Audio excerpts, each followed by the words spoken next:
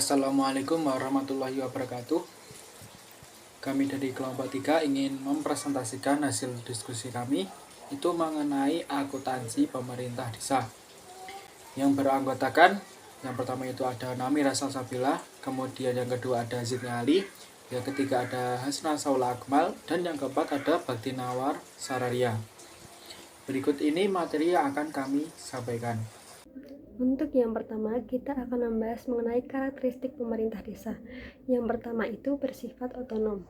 Nah, sesuai dengan Undang-Undang Nomor 6 Tahun 2014 tentang desa, pemerintah desa memiliki kewenangan untuk mengatur dan mengurus kepentingan masyarakat setempat berdasarkan asal-usul dan adat istiadat yang telah diakui oleh sistem pemerintahan nasional. Yang kedua, dipimpin oleh kepala desa. Nah, kepala desa sendiri dipilih langsung oleh masyarakat melalui pemilihan dengan masa jabatan 6 tahun dan dapat dipilih kembali maksimal 3 kali masa jabatan, baik secara berturut-turut ataupun tidak. Yang ketiga, memiliki struktur organisasi. Nah, struktur organisasi ini terdiri dari yang pertama kepala desa, yang kedua perangkat desa seperti sekretaris desa, kepala urusan, kepala seksi, dan kepala dusun, dan yang terakhir ada Badan Permusyawaratan Desa atau BPD yang bertugas sebagai lembaga legislatif desa. Yang keempat, mengelola keuangan dan aset desa. Pemerintah desa memiliki anggaran, pendapatan, dan belanja desa atau APBDes yang bertujuan untuk membiayai kegiatan pembangunan, pemberdayaan, dan pelayanan masyarakat. Nah, sumber dana desa ini berasal dari dana desa, alokasi dana desa atau ADD, pajak daerah, dan pendapatan asli desa. Nah, karakteristik yang kelima, melaksanakan fungsi administratif dan pelayanan. Nah, untuk fungsi administratif sendiri berkaitan dengan tata kelola administrasi pemerintahan desa yang bertujuan untuk menciptakan tertib administrasi dan mendukung penyelenggaraan pemerintahan yang efektif dan efisien. Contohnya itu menyusun dan melaksanakan peraturan desa, mengelola administrasi kependudukan seperti KTP, KK, dan surat pindah, menyusun laporan keuangan dan pertanggungjawaban APBDes. Yang keempat, membuat laporan kegiatan pemerintahan desa kepada bupati atau wali kota. Yang kelima, mengelola data desa seperti data jumlah penduduk, lahan pertanian, dan lain sebagainya. Nah, untuk fungsi pelayanan sendiri berkaitan dengan pelayanan kepada masyarakat untuk memenuhi kebutuhan dasar dan meningkatkan kesejahteraan masyarakat, seperti memberikan layanan administrasi, kependudukan dan surat menyurat, menyediakan pelayanan kesehatan dasar, dan ini harus bekerja sama dengan puskesmas atau puskesdes. Selanjutnya ada mendukung pendidikan dasar, misalnya dengan pendidikan PAUD atau TK desa. Lalu ada menyediakan layanan sosial untuk warga miskin, lansia, dan difabel. Selanjutnya ada menyalurkan bantuan sosial dari pemerintah pusat atau daerah. Dan yang terakhir, melaksanakan pembangunan infrastruktur desa seperti jalan, jembatan, dan irigasi. Nah, yang terakhir, berbasis partisipasi masyarakat. Keputusan dan program desa umumnya dirumuskan melalui musyawarah desa dengan melibatkan tokoh masyarakat, BPD, dan warga desa. Nah, masyarakat sendiri memiliki peran aktif dalam perencanaan dan pengawasan pembangunan desa. Struktur dan komponen APBD desa atau anggaran pendapatan dan belanja desa. Jadi, APBD desa ini diatur dalam Undang-Undang Nomor 6 Tahun 2014 tentang desa yang terdiri dari beberapa komponen yang mencakup. Yang pertama, itu ada pendapatan desa. Jadi, pendapatan desa merupakan semua sumber penerimaan yang diperoleh oleh desa yang terdiri dari pendapatan asli daerah atau disingkat dengan PADES. Jadi, PADES ini diperoleh dari berbagai macam. Yang pertama, itu ada hasil usaha desa. Jadi, hasil usaha desa itu bisa diperoleh dari contohnya desa itu mempunyai kebun kelapa, sawah yang menghasilkan padi, dan perdagangan yang dilakukan di desa tersebut. Lalu yang kedua ada hasil aset desa. Hasil aset desa ini contohnya adalah sewa tanah.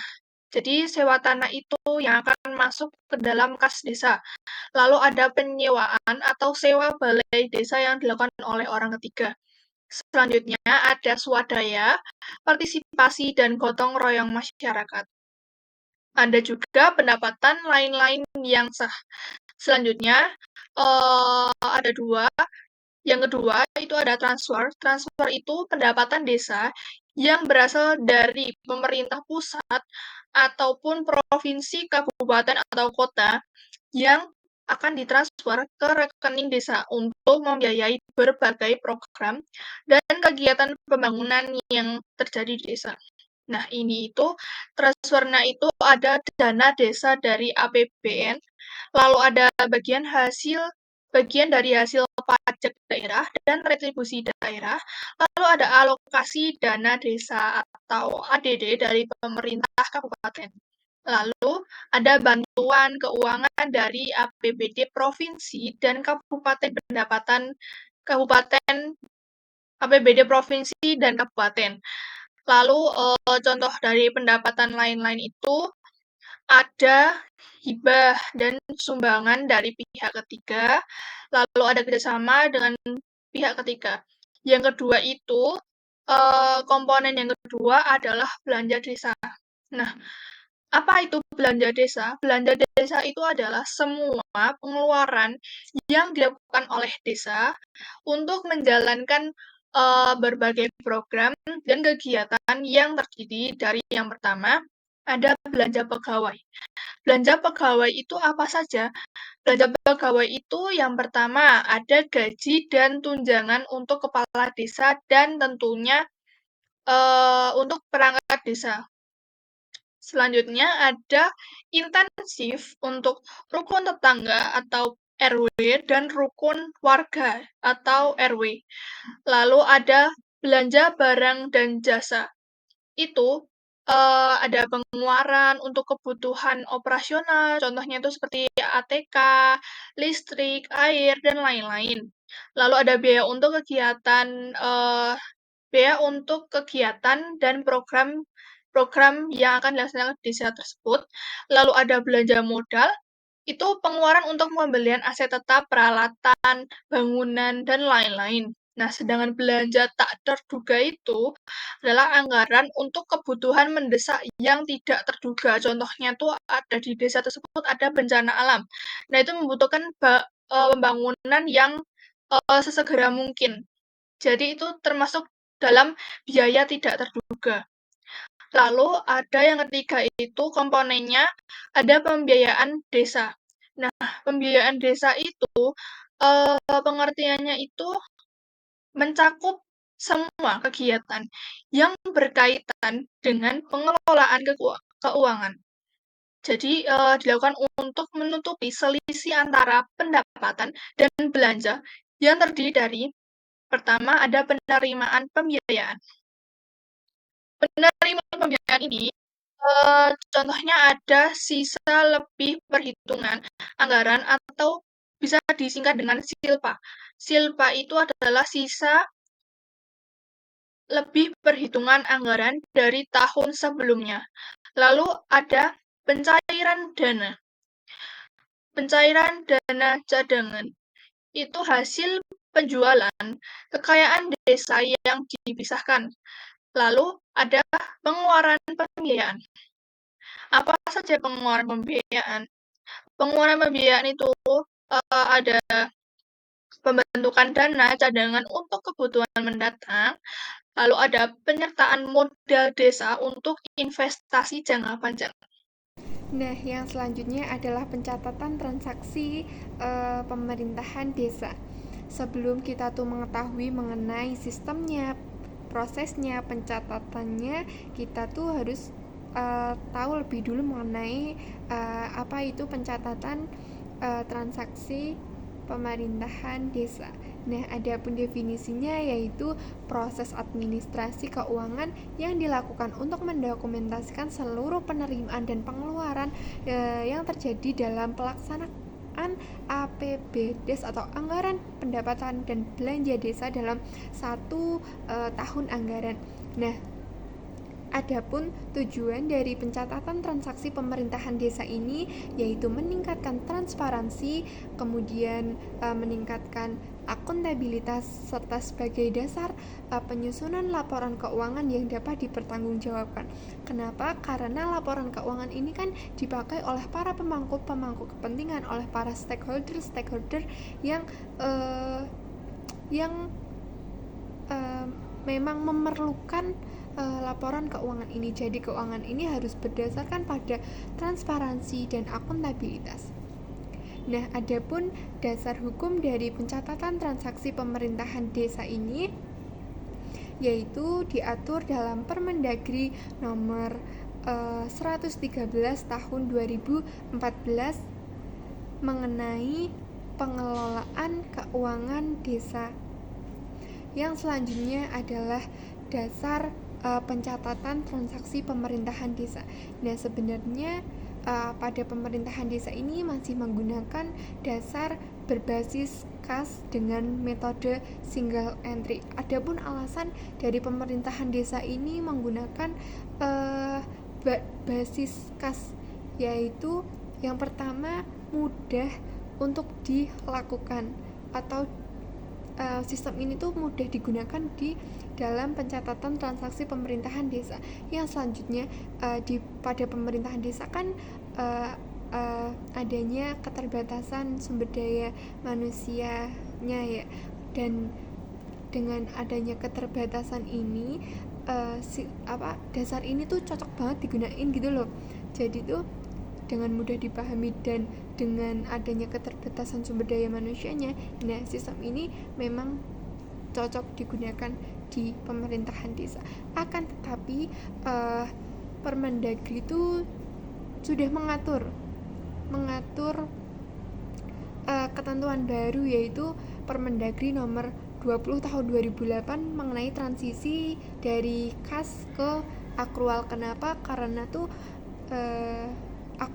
berbasis akrual tuh meningkatkan tingginya akuntabilitas serta transparansi dari pencatatan tersebut, dan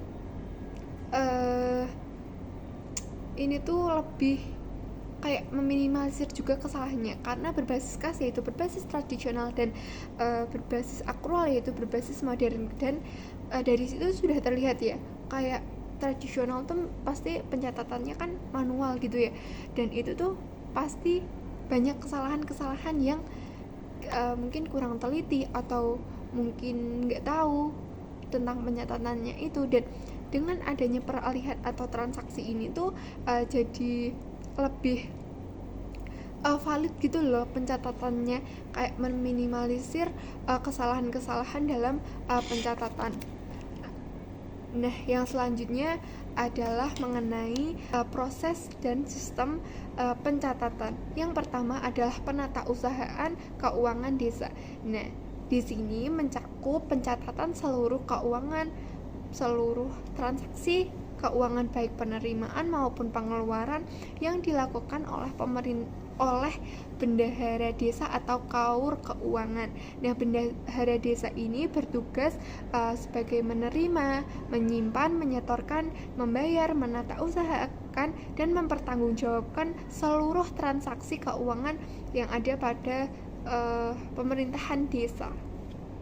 Yang selanjutnya adalah buku dan dokumen pencatatan yang digunakan di dalam pemerintahan desa ini, yaitu yang pertama adalah buku kas umum atau BKU. Nah, di sini buku ini digunakan untuk mencatat semua transaksi kas yang masuk dan yang keluar secara kronologis berdasarkan bukti-bukti yang ada, bukti-bukti yang sah. Yang selanjutnya adalah buku pembantu bank. Nah, di sini untuk mencatat mengenai rekening desa, rekening milik desa.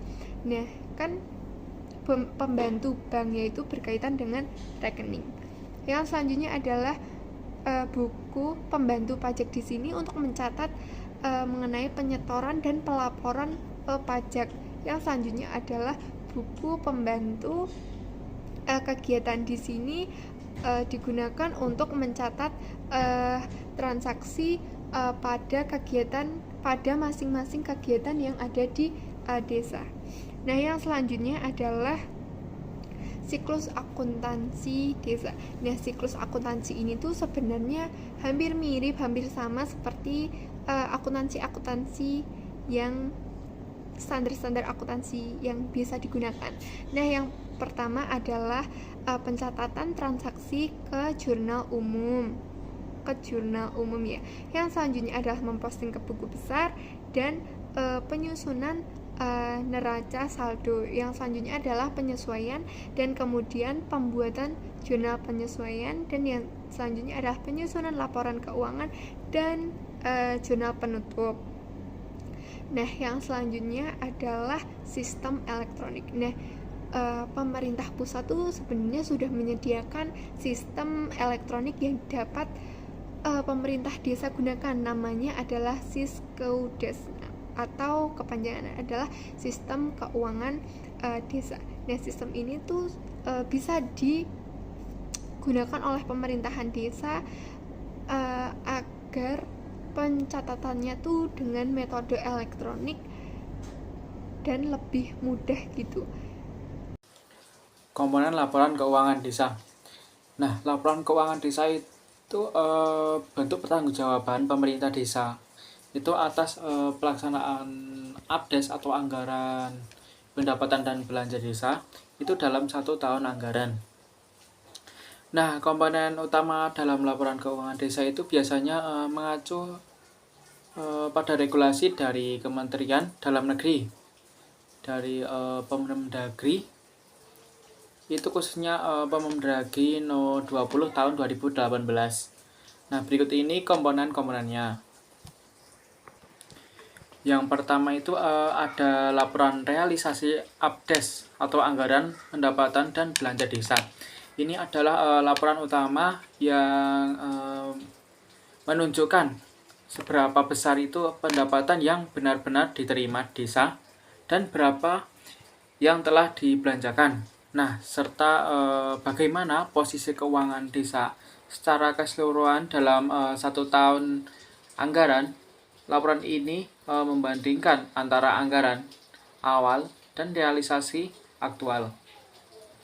Isi utama laporan ini meliputi pendapatan desa, kemudian dan belanja desa. Yang kedua, laporan aset desa.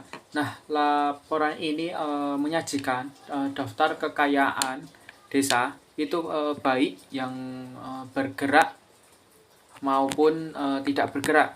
Nah, ini penting untuk mengetahui berapa total kekayaan milik desa dan bagaimana cara mengelolanya. Nah, isi dari laporan aset desa antara lain itu ada aset lancar. Ini aset yang mudah dicairkan seperti kas, uang di bank, dan piutang desa. Kemudian ada aset tetap, aset yang digunakan dalam jangka panjang seperti tanah, bangunan, kantor desa, dan kendaraan dinas. Kemudian ada aset lainnya, aset yang tidak termasuk dalam 2 kategori di atas. Itu seperti aset tak berwujud. Nah, misalnya hak paten atau perangkat lunak atau aset yang diperoleh dari hibah. Yang ketiga itu ada CALK atau catatan atas laporan keuangan. Nah, ini menjelaskan rincian dan informasi tambahan yang tidak dapat dimuat secara penuh dalam laporan keuangan. Nah, tujuannya itu agar laporan bisa lebih mudah dipahami oleh pembaca dan pihak yang bertanggung jawab. Prinsip-prinsip pencatatan transaksi pemerintah desa. Nah, yang pertama itu ada transparansi, itu ada keterbukaan informasi. Itu semua kegiatan keuangan desa itu harus dilihat dan dipantau oleh masyarakat. Nah, contohnya itu ada laporan anggaran desa itu ditempel di balai desa atau diumumkan lewat media sosial desa. Kemudian ada warga tahu berapa besar dana desa yang diterima dan digunakan untuk apa saja. Nah, itu tujuannya itu agar tidak ada yang disembunyikan dan mencegah terjadinya korupsi atau penyalahgunaan dana. Nah, kemudian itu yang kedua ada akuntabilitas itu atau tanggung jawab. Nah, setiap uang yang dikeluarkan oleh desa itu harus bisa dipertanggungjawabkan dengan bukti yang jelas. Nah, contohnya itu jika ada jika desa membeli alat pertanian itu harus ada nota pembelian, daftar barang, dan laporan penggunaannya. Nah, itu tujuannya itu agar semua orang yang terlibat itu bisa bertanggung jawab bila ada masalah. Kemudian yang ketiga itu ada partisipasi, itu ketertiban masyarakat. Nah, masyarakat desa itu diajak untuk ikut serta dalam proses perencanaan dan pengawasan penggunaan dana. Nah, contohnya itu warga ikut rapat desa untuk menentukan prioritas penggunaan, serta ada forum atau musyawarah untuk memberi masukan atau kritik. Nah, tujuannya itu agar program desa itu benar-benar sesuai kebutuhan masyarakat dan bukan hanya keputusan sepihak. Kemudian yang keempat itu ada tertib dan disiplin anggaran. Nah, pencatatan dan penggunaan anggaran harus sesuai dengan aturan yang berlaku dan tidak boleh asal-asalan. Itu contohnya itu menggunakan dana sesuai rencana yang sudah dibuat di awal tahun. Kemudian itu tidak boleh menggunakan dana itu untuk keperluan pribadi atau tidak direncanakan. Nah, tujuannya itu supaya keuangan desa itu dikelola dengan rapi, efisien, dan sesuai dengan hukum. Sekian dari kelompok kami. Bila ada banyak kesalahan, kami mohon maaf yang sebanyak-banyaknya. Wassalamualaikum warahmatullahi wabarakatuh.